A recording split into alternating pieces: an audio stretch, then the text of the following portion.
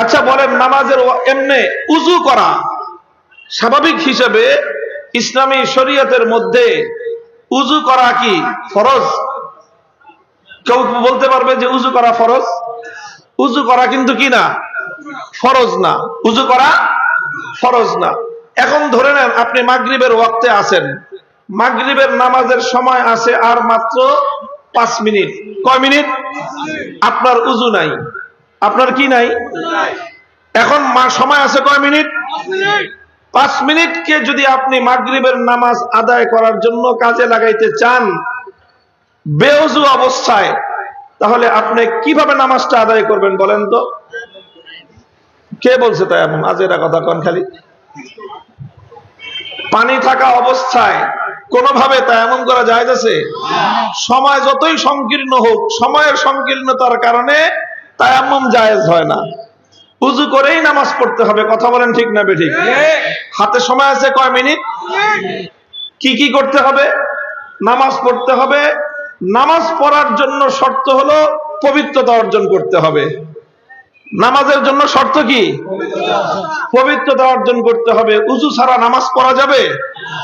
এখন নামাজ পড়া যেহেতু ফরজ, আর উযু ছাড়া নামাজ পড়া যাবে না, এই জন্য এই মুহূর্তে উযু করাও ফরজ। যখন নামাজের এতটুকু ওয়াক্ত থাকে, যেই ওয়াক্তের মধ্যে এই মাত্র এখন উযু করে নামাজ না পড়লে নামাজ কাজা হয়ে যাওয়ার সম্ভাবনা থাকে, ওই মুহূর্তে উযু করা ফরজ হয়ে যায়। আচ্ছা বলেন, যখন 5 মিনিট আছে তখন আগে নামাজ পড়া ফরজ না আগে উযু করা ফরজ? কয় বলে আগে বলে নামাজ পড়া ফরজ। আগে নামাজ পড়ে তারপরে উযু করবে নাকি? আগে টয়লেট সেরে তারপরে পানি খরচ করবে? হ্যাঁ, আগে উযু করবে না আগে নামাজ পড়বে? কথা বলেন। তাহলে আগে নামাজ ফরজ হলো না আগে উযু ফরজ? আগে উযু ফরজ। এবং এই উযুর উপর নামাজটা ডিপেন্ডেন্ট। উযুর উপর নামাজ নির্ভর করতেছে। আপনি যদি এখন উযু না করেন নামাজ সহিহ হবে না। এই মুহূর্তে যদি আপনি উযু না করেন নামাজ কাজা হয়ে যাবে। এই জন্য এই মুহূর্তে নামাজ পড়ার চেয়েও বড় ফরজ হলো উযু করা। প্রথম 2 মিনিটে আপনি উযু করবেন, 3 মিনিটে নামাজ পড়বেন।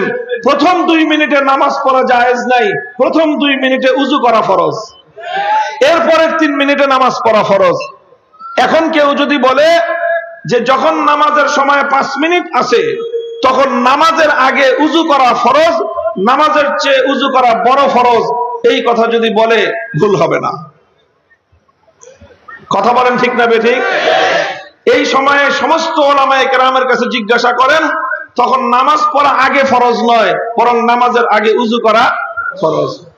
তো যখন মানুষের নামাজের জন্য উযু করা বাধ্যতামূলক হয়ে যায়, যে এখন উযু না করলে আর নামাজ পড়তে পারবে না, ওই সময়ে উযু করা সুন্নত থাকে না, ওই সময়ে উযু করা ওয়াজিব হয়ে থাকে না, ওই সময় উযু করা ফরজে আইন হয়ে যায়। ঠিক তদ্রূপ যখন আল্লাহর দ্বীনের গুরুত্বপূর্ণ বিধানগুলো পালন করা রাষ্ট্রীয়ভাবে ইসলাম প্রতিষ্ঠার উপর নির্ভরশীল হয়ে যায়, ইসলাম রাষ্ট্রীয়ভাবে প্রতিষ্ঠিত না হলে, খেলাফত প্রতিষ্ঠিত না হলে যদি ইসলাম পরিপূর্ণভাবে পালন না করা যায়, তখন সর্বাগ্রে রাষ্ট্রে ইসলাম প্রতিষ্ঠা করা ফরজ হয়ে দাঁড়ায়।